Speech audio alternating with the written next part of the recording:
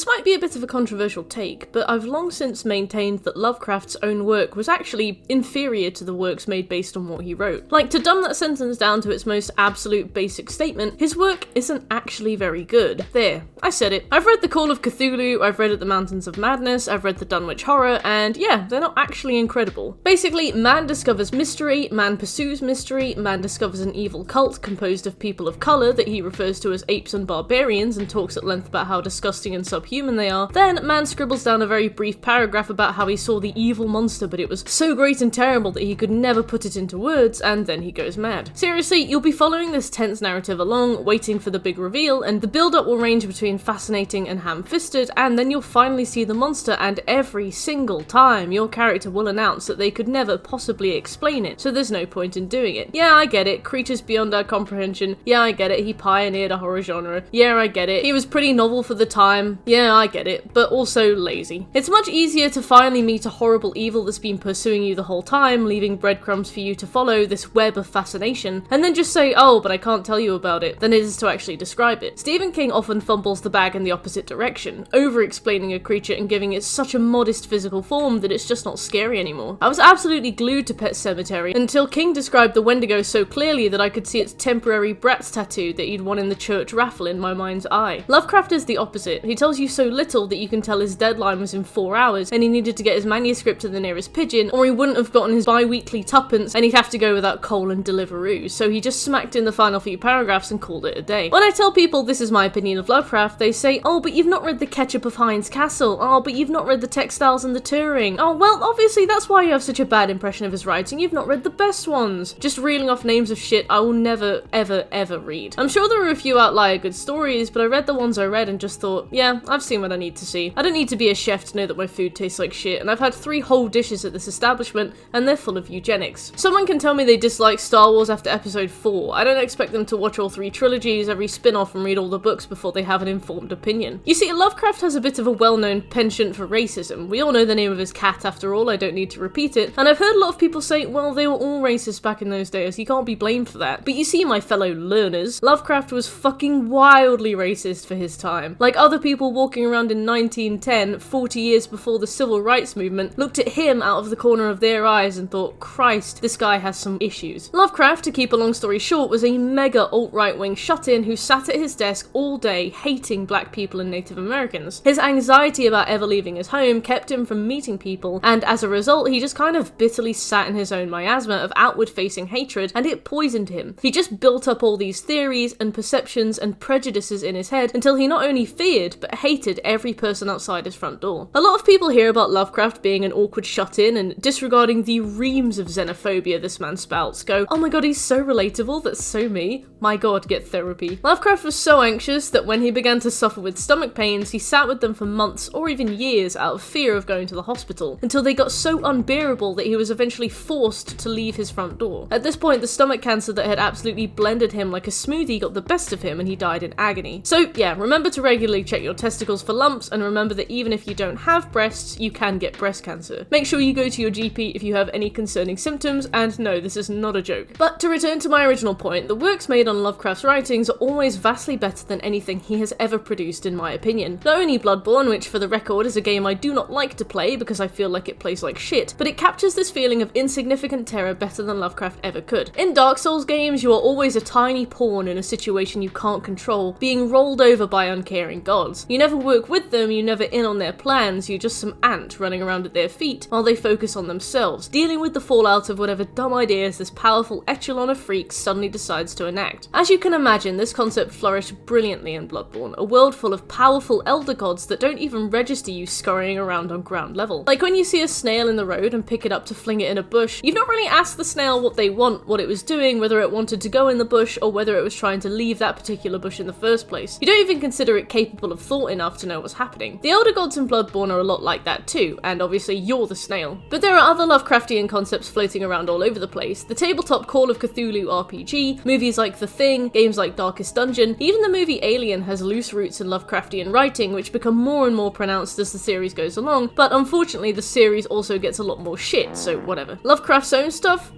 Mid. The scribblings of a racist uncle. So when I heard about Song of Horror, I was intrigued. From what I could see, it blended Lovecraft with the puzzle game concepts pioneered by Resident Evil and Silent Hill. Rather than the deeply personal horror of Silent Hill, which is all about manifestations of your own psyche, and is in itself a horror contained within a small town, catalyzed specifically by the people in it, and limited therefore by them and what their minds can create, we suddenly have in our hands a horror that stretches further than the individual ever could. The uncaring, undying, undiscoverable horror of Lovecraft, and I was fascinated. Song of Horror is described as an adventure game and a puzzle video game, published by Razer Games and developed on the Unreal Engine 4 for PlayStation 4, Xbox One, and computer. Unfortunately, Song of Horror did not meet its Kickstarter goal when it was pitched back in 2015, but undeterred, the team pushed through and took an episodic approach to the game, presumably to mitigate costs, build intrigue, and take on feedback as they went. Not calling the episodes chapters or stanzas or verses was a huge shame, considering that the game is based on a book and is called Song of Horror, but you do you, Razer. The team released 5 episodes spanning between October 2019 and May 2020, very speedy work, and released a full complete edition in October 2020, which I played. They are a fairly active development team, both in delivering content and responding to users on their Steam forums. They take on feedback very well, and they release thorough patches, which I think is always a green flag when it comes to independent developers. As for me, I'm not much of a horror aficionado myself. I jump at jump scares I know are coming, and my default fear response is freeze, so I'm a useless lump when it comes to horror, and this game did promise horror, so let's see some horror. So picture the scene. I'm in my gym jams, it's an off night from streaming, it's 6 PM. I've had my post-work nap, I've got my big fluffy blanket on, and a homemade iced coffee in my little Spyro mug. Seffi's sat at my feet, hogging the footrest on my chair like she always does, the greedy bint, and I've got a half-finished bowl of pasta next to me. I forgot to buy sauce again, so it's just plain pasta with a sprinkle of grated cheese. My hair's up, my glasses are on, I've got a coffee face mask on. Life is great. Now, I think, booting up the PlayStation 5, how do I make this worse?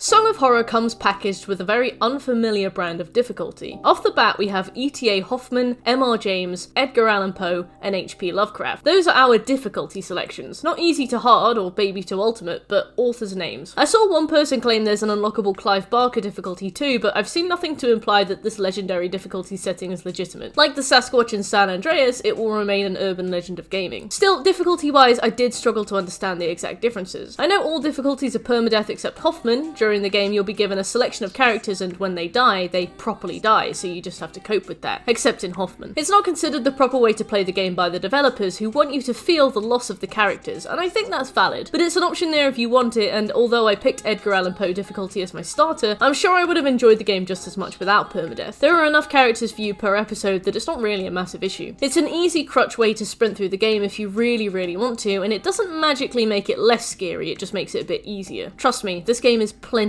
scary on its own. See, there were two things I knew about this game going in. Characters can actually die, and the game makes excellent use of the tension it builds by breaking it with a heart-stopping jump scare every time you expect one and every time you don't. Yeah, this game isn't for the faint of heart. Sure, some of the jump scares will wash off you like gamer grease in the bath, but some of them will absolutely ruin you. And even some of the not jump scares. Something casual will happen on screen and you'll jump like a wind-up toy. Visually, atmospherically, this game is terrifying. So I set myself a challenge. I normally play through games in their entirety, summarize the experience in full in a video, and then talk about my opinions at the end, but two things stopped me from this usual approach with Song of Horror. Number one, I could tell that this game was going to be very good. I knew I was going to recommend it, and I knew I wouldn't want to spoil it. And two, I knew there was no way in hell I was ever going to finish it. So sure was I in this assertion that I played it on a Smurf because I didn't want a single trophy to pop. I didn't want this to be on my record. I didn't want to feel like I needed to finish it. I didn't need it watching me waiting for the day that I broke and just snapped my PlayStation 5 in two with the guilt of it all. And my challenge? To get as far as I humanly, physically could, before I couldn't stand it anymore and had to turn it off. Before the weight of the atmosphere crushed me like a snail on the motorway, and then deliver my review to you as well as I can, so you can judge me for being a chicken, and then close the tab before the video hits the 10-minute mark. In terms of fight or flight response, I'm a strong freeze. If stuff scares me enough, I become immobile. I turn to stone like petrified dog shit, like that scene from The Hobbit where the trolls got hard. So my challenge was to get as far as I could, to tell tell you about my experience getting as far as I could, and then let you be the judge. And let me tell you right now, there will be no spoilers for episode 2 and beyond. The game begins with the same noise that happens in Bloodborne when you discover a new area, which sets a tone for the game that it doesn't really meet, but it's okay, we will let bygones be bygones. We load into Daniel's apartment. Daniel is our main character, and in his apartment he has an 80s vinyl collection, and he talks like how an American would imagine an Englishman would speak. He says things like jolly ol' and I mustn't, so we can assume that the writer's exposure to English began and ended with A Christmas Carol. I can't judge too hard though, because Daniel walks around his flat commenting that he forgot to take out the trash again and he's forgotten to buy groceries, and I felt not only heard but harassed by this. Daniel receives a call asking him to drop off a manuscript at the Husher Mansion, and if this rings of Resident Evil, then you'd be right, but not in a bad way. This game doesn't rip off Resident Evil, at least not completely. It takes the parts of Resident Evil it likes alongside a whole host of other popular horror games and puts a spin on them I honestly found surprisingly unique. This is no copy-paste jump-scare walking simulator. Daniel hops into the old shaggin' wagon and blunders off to the aforementioned mansion. His car is a proper lump of shit. It doesn't even have a license plate, rendering it literally illegal to be on the road, which I found hilarious. I knew English literature folk at university, and by God, if you would expect anybody to drive a 1986 Ford Escort without a license plate, they would be prime culprits. Daniel has been accurately characterized for sure, besides the Dickensian speech. We arrive at the house and the game literally blurts out in a loading screen for you to run from impending death and to remember light is your friend, noise is your enemy, or something, I don't know. I didn't read it that closely. The loading screens are basically fortune cookies. They never tell you information when it's relevant, so you start to just zone them out after a while. Daniel whacks out a flashlight in pure daylight, swinging it around the house. I was kind of giggling at the game by this point. The controls harken back towards Silent Hill style controls, meaning your character walks like a gingerbread man, and combined with the unintentionally funny writing, I was ready to write this game off forever. I should have been clued into this game subverting my expectations by the sheer fact that this game doesn't have asinine battery life features that drain your flashlight like an anime fan with a booby mouse mat. It means business, and it's not looking to recreate the same mechanics that have caused many similar titles to rot on shelves unplayed. The mansion is fairly inoffensive. You'll wander around listening to a distant music box play eerily a few rooms away trying to find it. It's playing a song I can only assume is the titular song of horror, so naturally the only thing I want to do is go and stare at it until the game shows me something interesting. As you zero in on the noise, you find a door covered in lumps of what looks like black mold.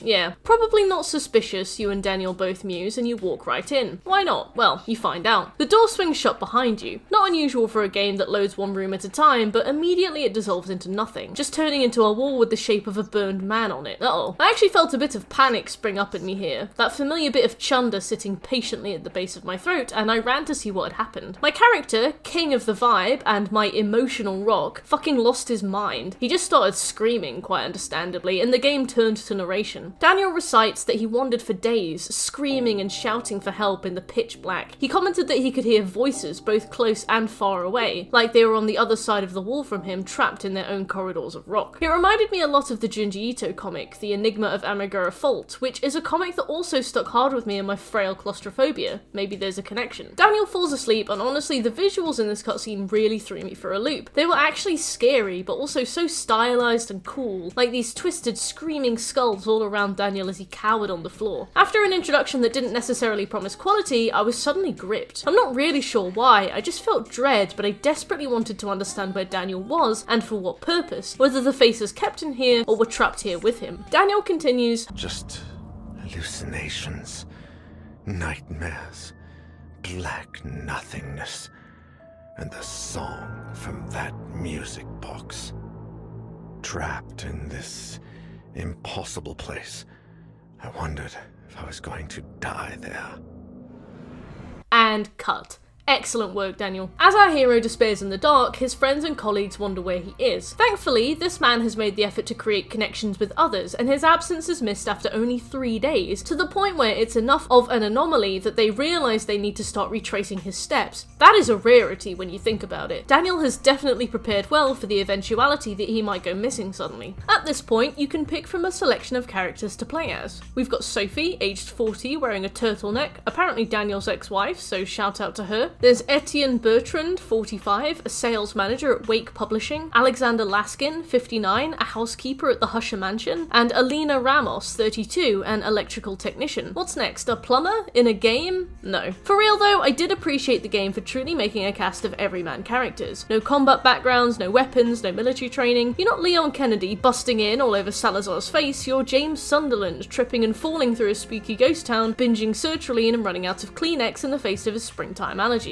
Characters don't use weapons in this, they barely even have flashlights, but you can understand why and you don't blame them for not walking in with an SMG and battering these cunts to bits. The fact that you don't, and the fact that you can't see whether they even take damage or even can be killed, makes it all the more tense. But I digress, because we've not even seen what I'm talking about yet. I was worried that after years in sales, Etienne's heart might give out to presumably irresponsible levels of cocaine use, and I didn't want to even guess at the state of Alexander's knees, so I picked Alina instead. She was young, she had good stats, the only flashlight in the team, and was an electrician, so I assumed maybe she'd bring the tools along or something. She didn't, but that's fine. I picked Alina and then sat through a loading screen so long I wondered if the game had crashed. When we finally loaded in, she approached the door with a flashlight. I took her inside, interacted with items, and had a read of some of the flavor text. I will hand it to this game. It looks exceptional, especially for a title that teeters on the indie side of things. There's two kinds of graphics in this game. 2D drawings, which are used for storytelling, and actual 3D animation, which is obviously for gameplay. The 2D drawings in this game look brilliant. I often kind of frown on 2D drawings, but the drawings in this remind me of old Edgar Allan Poe writings with the little scribbled ink drawings. It specifically reminds me of an illustrated version of the Cask of Amontillado I read once, and sorry if I butchered the pronunciation there, but they look great, these big scribbled twisted faces on screen, the kind of black on beige sketchbook paper appearance, the heavy use of shadows. Stylistically, I love it. I normally do other things during cutscenes and just listen, but I really pored over the cutscenes in Song of Horror. I really watched them closely. The second category of graphics in this game are the actual 3D assets. I don't know if they were taken from a library or made in-house, and frankly, I don't mind. Everything looks very ornate, very intricate. There's varnished wooden furnishings that glow in the candlelight, shelving with glass that blink your flashlight back at you as you walk around, shadows that move across the room as you wander. Even just entering the house, you really get a sense of a lived-in home. There's bits and pieces strewn all around from casual living, but also more established furniture that looks like it's gathered dust. Stuff is arranged normally and naturally, very little is duplicated, and each room feels like an actual room with a purpose. There are bathrooms, storerooms, kitchens, living rooms, not like in some games where you blunder into a house and it's got a few sad sofas strewn around the place and some copy-pasted pizza boxes. The level design in this game is honestly fantastic. Alina walks around the lobby and makes some fairly observational comments. She remarks only a tortured soul could make this, whilst looking at a painting of some people stood in line like she's never had to wait for a PS5 before. Nothing deep there. I took her into a cupboard and she picked up a box of matches she doesn't own in a house she doesn't live in, saying she's not sure what she'd use them for, and then she pockets them. Well, maybe so, Alina, but why pick them up in the first place? Why not help yourself to everything? She finds a suspicious metal ring on the kitchen table and pockets that too, like it might just be a cock ring and you've just slapped it into your pocket. Then she grabs a can of motor oil and pockets that too, like next time, Alina, maybe bring a bag for life with you. We go to leave the cupboard and we get told there's a noise listening mechanic. A useful tooltip notifies us that our character can lean in to listen at doors. I thought that was cool, not something I'd seen before. Sure, some games have keyhole peep mechanics where you squat in front of a locked door and watch two characters have obnoxiously loud conversations on the other side of it, perfectly framed by the keyhole, but this was new to me. I quite liked it, and it was when the game really started to nudge uphill. I mean, I'm sure putting our faces right up against doors and leaning in real close in pure silence won't backfire in any terrifying or deadly ways. At this point, I used the motor oil I'd picked up previously to grease up a stock drawer I found and took the key out, and the phone rang. The phone. Should I answer? I was starting to feel the tension now, so I knew I had limited time before my muscles started to seize up like a set of rusty bike gears. I answered the phone, hearing a child crying down the line to me, saying they couldn't leave the room, and the camera was framed with my character facing me, with their back to this huge pitch black room, just this eerie, still abyss right over their shoulder. I felt anxious, like really anxious, like I could barely focus on the call. My eyes were just flicking over her shoulder over and over again, carefully watching for any movement in that dead abyss. The scene dragged on a moment too soon and I felt a sick pit of dread in my stomach. The call ended and I picked up the key from the drawer and a fan snapped on next to me. Naturally, I jumped about 15 feet in the air like I'd been electrocuted. The drawer in question had firewood in it, the perfect storage facility for loose bits of log, but okay, and Alina again saw fit to just pick up this wood and drop it in her pocket. Does the owner mind us just helping ourselves to this stuff? I mean, like, it's only firewood and motor oil, it's not like a precious family heirloom, but imagine if you came home from work one day and an electrician was just in your house holding a pack of Diet Coke and a tube of toothpaste they'd taken out of your cupboard. Unless it was a loose script for a porn, you would be disconcerted. I love the tension and atmosphere of this game, but the writing is loose, probably on account of so many characters potentially being here at once. They can't commit to any one reason someone would specifically search this house and pick up these items in the writing, to make it so that no characters feel specifically out of place here. Instead, there are general reasons to be at the house and some generic flavor text here and there, and that's more or less all the justification we have for low-value burglary. I feel like you need to find the puzzle first, and your character needs to see the puzzle too, so that you, in theory, both know what you're looking for before you begin randomly helping yourself to things. Or if your character is going to find puzzle components first, they can't be random daily items like matchboxes. They need to be like dog head emblems, the kind of thing that's so random and out of place that your character picks it up without a word, and you can just assume in the meta sense that maybe they know it will be useful later on. But to randomly pick up a small piece of metal from a table, amidst all the other stuff that's on there, you just can't quite believe it. This proper framing of puzzles would mean that when I walk into a room and pocket half a bar of soap, a loose pile of change, and the full autobiography of Robert Webb, I'll at least understand why I'm doing it, but so far this dissonance is my only issue with the game. I walked into a study to pick up a letter written by a child, maybe the one on the phone, maybe not, and as I went to leave, the opposing doors suddenly began to rot and mould, these horrible wet patches of black fungus stretching out across the wood. Huge, spindly, monstrous hands started reaching out from behind the door, clawing at it, and panicking hard, I sprinted over to close it. The game introduces a QuickTime event here where you have to hit the button inputs in time with the game to cram it closed. I slammed it closed, then listened quietly, putting my ear right to the wood.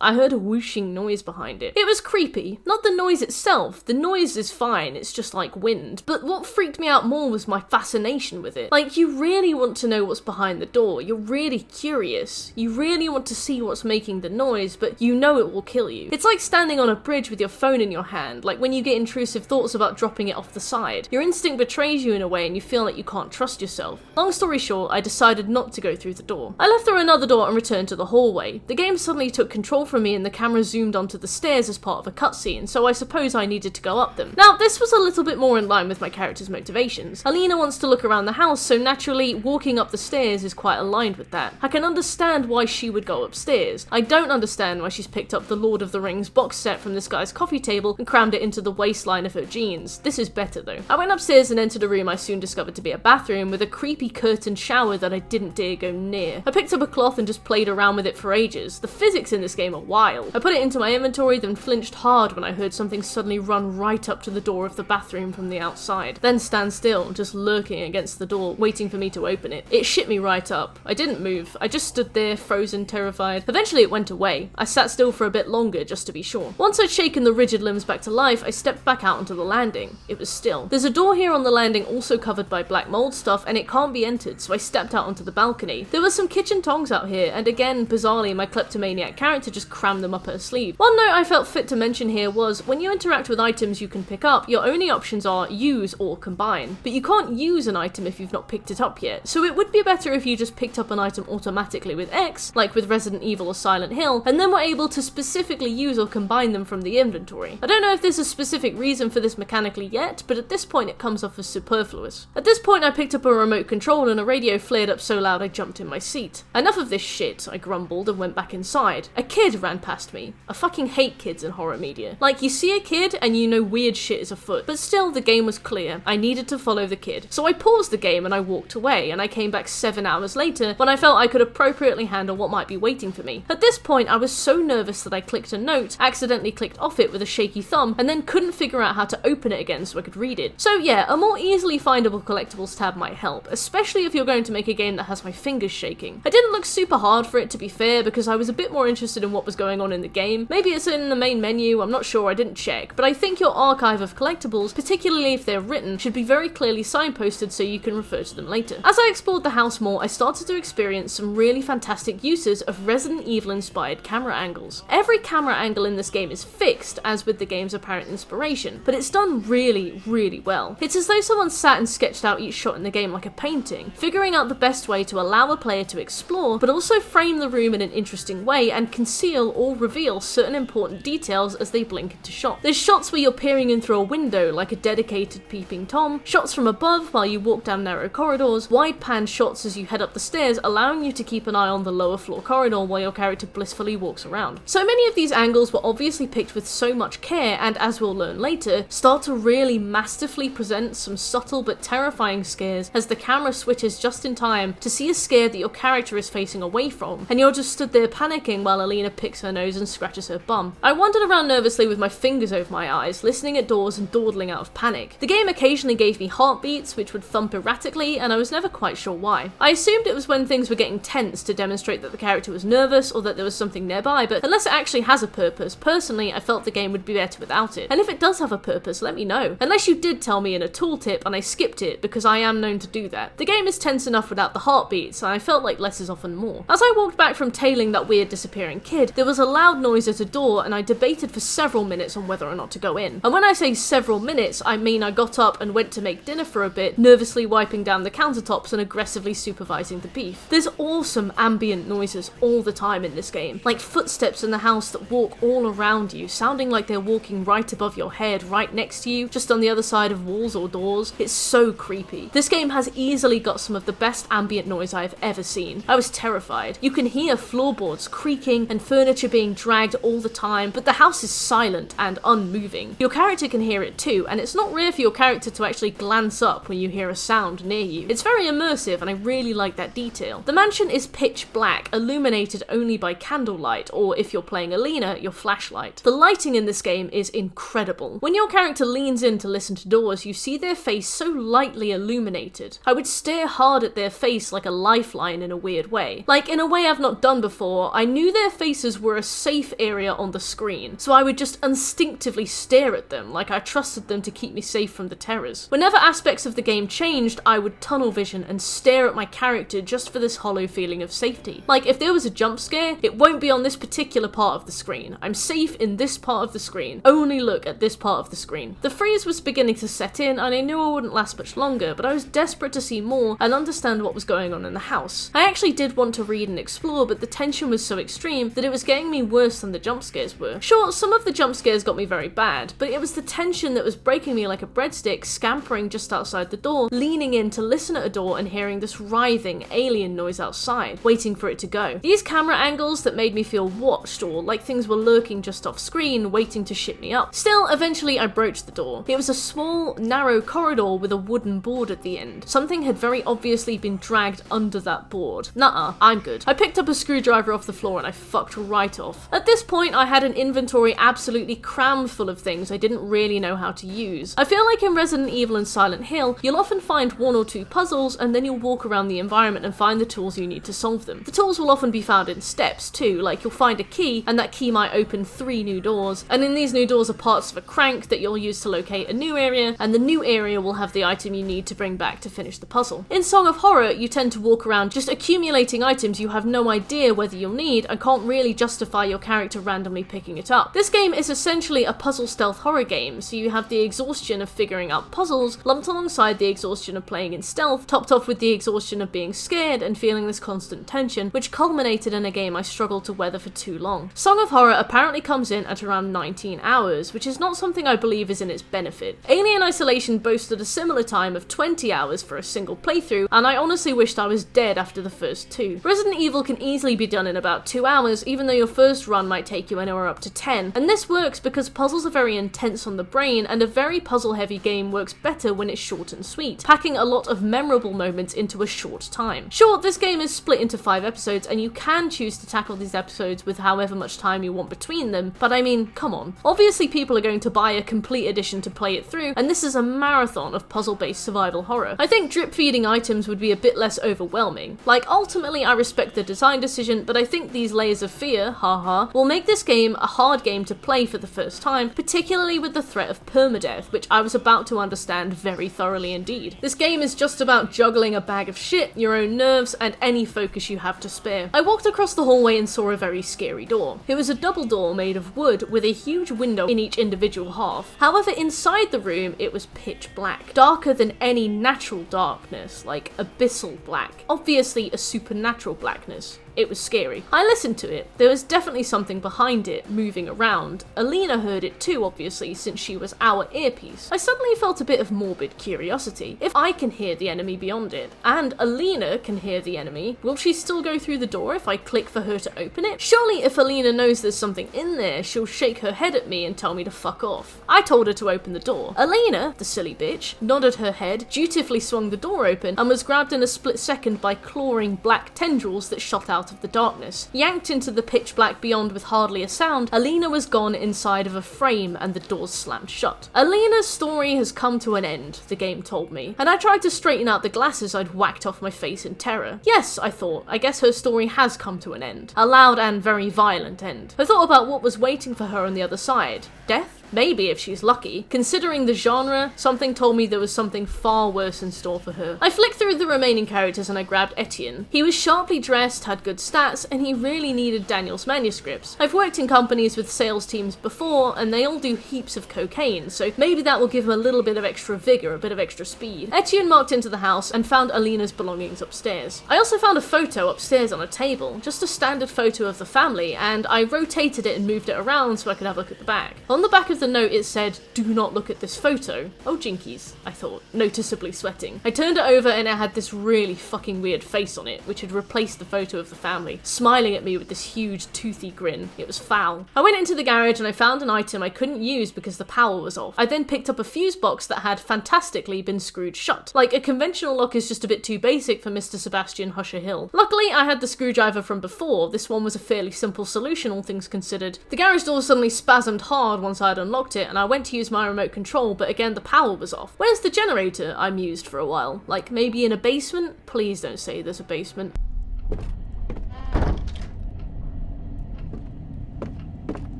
There is a basement that I'd missed the whole time. I tiptoed into it, turtle heading with terror, and found a safe with a riddle. The combination was a bunch of details like street address number and the decade and the year of the canvas hanging upstairs. Thank fuck I can't open this safe, I thought. I'm not emotionally ready for whatever state change that will bring. I hate when you pick up a key item in a game or unlock something or turn on a generator or something and then suddenly something in the world changes. A roaming enemy suddenly begins to roam, a cutscene suddenly triggers, a boss fight begins, a jump scare is suddenly primed and ready to ruin my life as I walk around a corner I've walked around 1,000 times. It's my least favourite thing about horror games, and applies an anxiety to my very being that I otherwise would never suffer from. But I digress. Eventually I fixed the generator, turning all the lights and stuff back on. There was a really tricky puzzle involved that I eventually googled with amps and fuses and all sorts. If anybody actually knows how to do it, please tell me, because I didn't have a fucking clue. One good aspect of the sound design in this game is that there's a cute little ringing bell jingle whenever you complete a major puzzle successfully.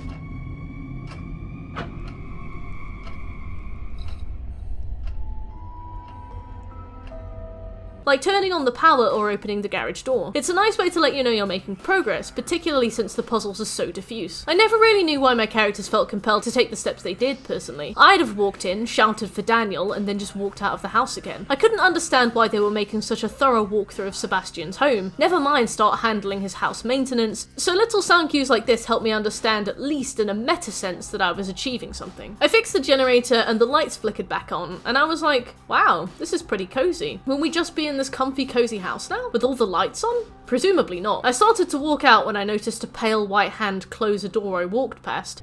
Daniel, if you— I squeaked and I sprinted up the stairs. A bad idea, since the camera flipped as soon as I did, but not one I was punished for. I went to leave the house and someone grabbed the door right out of my hands and slammed it shut. The game was beginning to really grind me down mentally now. In a good way, this time, although I suppose it doesn't sound it. Not in terms of length or overwhelming numbers of puzzle items, but pure atmosphere, pure build-up. I walked past the door and it slammed shut hard, and I screamed so quick and hard and loud that I sounded like a yelping dog. I realised this fear was response deadline was approaching faster than I was prepared for when I walked up the stairs, and as the camera changed, I saw a disgusting, ghostly woman walk backwards through a door behind me, completely behind Etienne and hidden to him, but completely visible to me. And what's more is I tried to find this. I googled it online, I tried to find other YouTube walkthroughs. I couldn't find anybody else who had triggered this specific event to happen. So when I went looking for video evidence, I couldn't find it, and I didn't dare play the game again to try and recreate it. My heart lurched hard in my chest with the shock. She was right behind me. It's probably one of the most effective parts of this tense build-up, and from what I've seen, it's actually very hard to trigger it and see it. Like this sick game of cat and mouse, this ghost is following you now. She's waiting for her time to strike. She's always just behind you, hiding from you, waiting for her moment. It was so well done. One thing was very apparent to me by this point. The puzzles were a bit heavy, a bit clustered, but the atmosphere, the tone, and the horror pacing of this game are some of the best I have ever seen. This game has a really effective way of doing jump scares without diffusing tension. It does lots of small jump scares that escalate, alongside the building danger behind the doors and the slowly expanding house and story, so it just gets worse and worse. At first, it's innocent jump scares, machinery that randomly turns on, radio static that blares, lights that flicker above you. Startling, but harmless. As the episode wears on, these jump scares in themselves get a damn sight more dangerous. It's so well escalated. It's not random appliances now, but ghosts, and disgusting ghosts. Creepy ghosts with twisted faces, lurking right behind you. A lot less innocent and a lot more dangerous. A door made a huge bang, and my character jumped into a room full of black mold, and like back in the study, I saw black mold cluster at the door from the outside. I was encouraged to hop into a cupboard. Okay, I thought, kind of unimpressed, blinking back to moments in Amnesia: The Dark Descent and Outlast, where I would just dutifully sit in a cupboard until the danger music stopped happening, but not so. Entering the cupboard in this game when danger is nearby begins a fucking awesome minigame.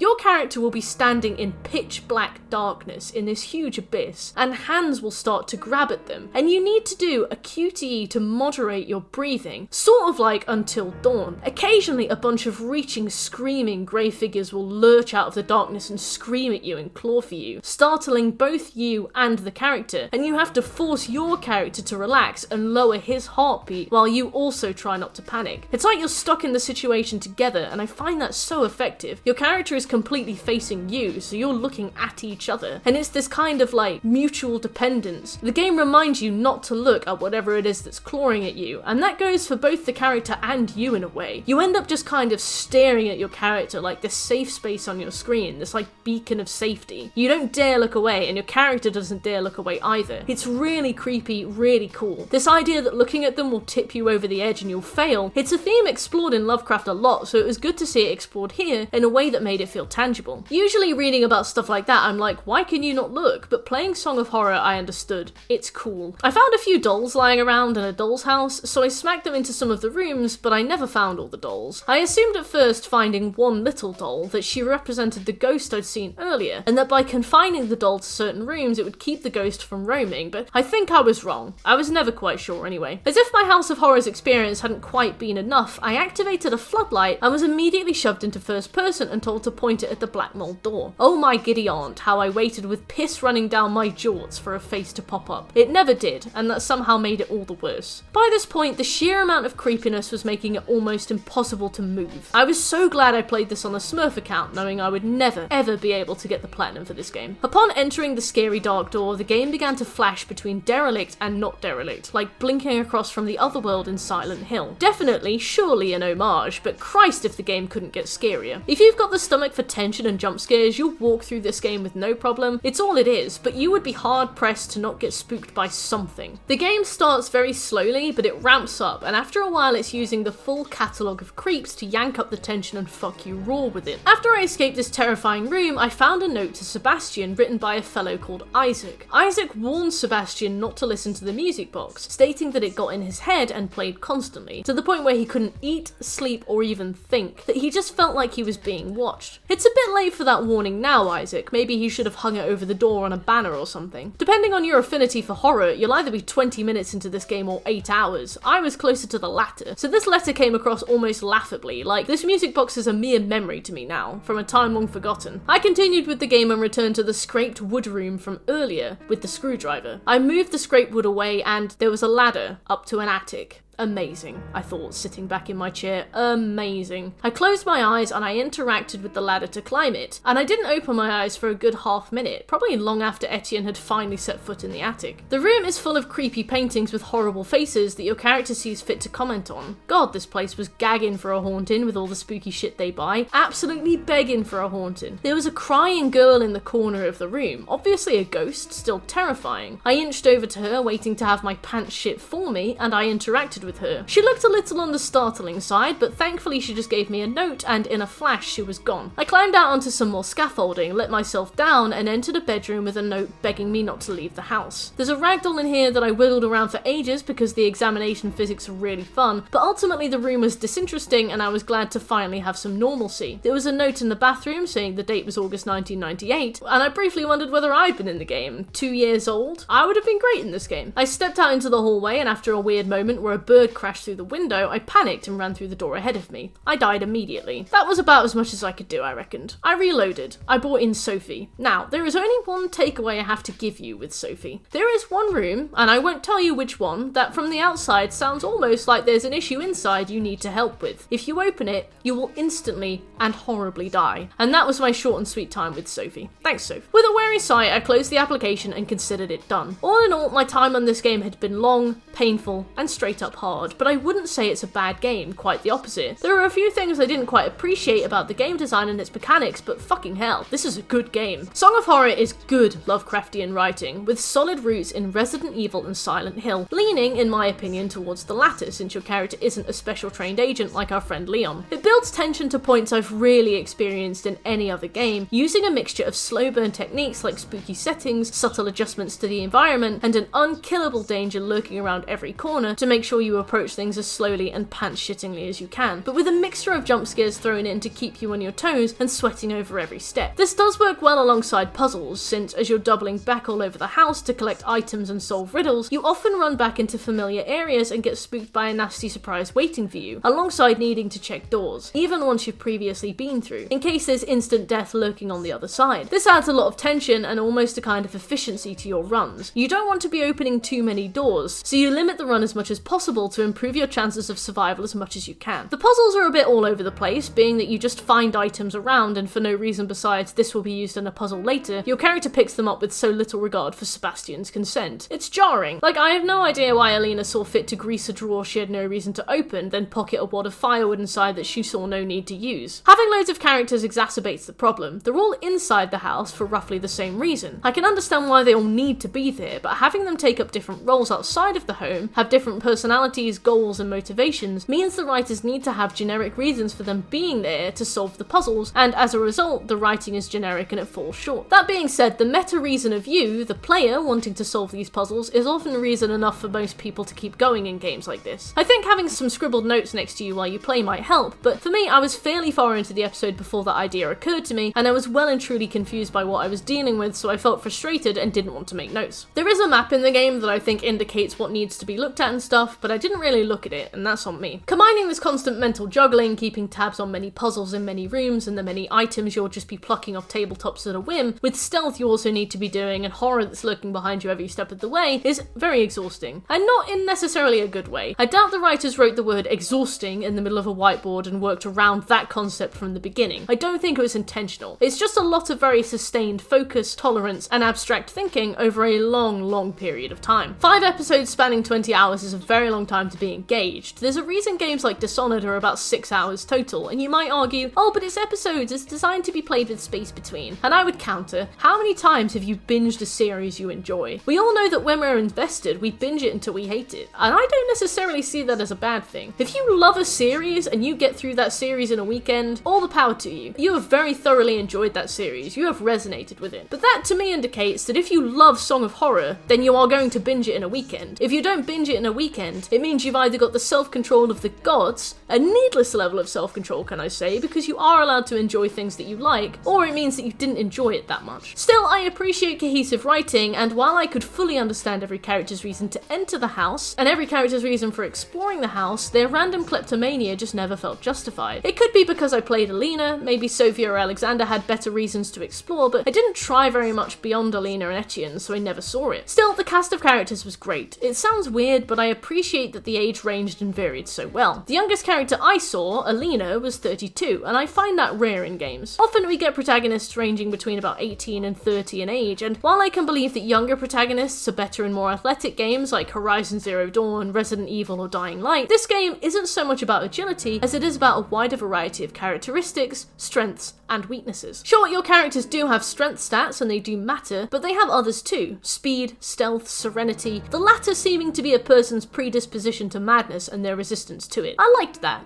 I liked that Etienne was a sales manager and Alina was an electrician. It did make them feel like everyman characters. Juxtaposing the game with Silent Hill, a clear parallel to Song of Horror, we do see everyman characters like Harry, Heather, and James, but their everyman context is usually neglected. I couldn't tell you what James does for a living, I couldn't tell you Harry's age, I couldn't tell you what Heather studies if anything. Sure, that information might be available on the wiki, and there are probably people that do know the answers to those questions, but it's not something that's as relevant. It's not something that they're introduced alongside, unlike the characters in Song of Horror. These details are often left to fall by the wayside, and although we do get everyman combat and everyman prep for the situations that they're in, we don't really see the full flavour of an everyman. We don't really get to pilot an everyman. Song of Horror addresses this really well. Our characters don't go in packing heat because they don't expect an issue. They're just checking on a friend or a client. Basic everyday stuff. Only one of them thinks to bring a flashlight. The same level of unpreparedness you would approach with if you went to pop around at a friend's house because you hadn't heard from them in a few days. It worked really well. Bottom line, I would recommend this game, especially for the horror connoisseur. Even if you're not a connoisseur, I recommend you play as much of this game as you can physically bring yourself to play. It's really good, really well made, with some excellently crafted build-up and some genuinely scary moments. I could barely get through it. The art is fantastic, the environments are so realistic and well made, the cinematography of many of the fixed camera shots is actually just professional grade. The writing is a bit loose, at least in the beginning, but a genuinely curious player will unwrap everything this game has to offer with very little encouragement.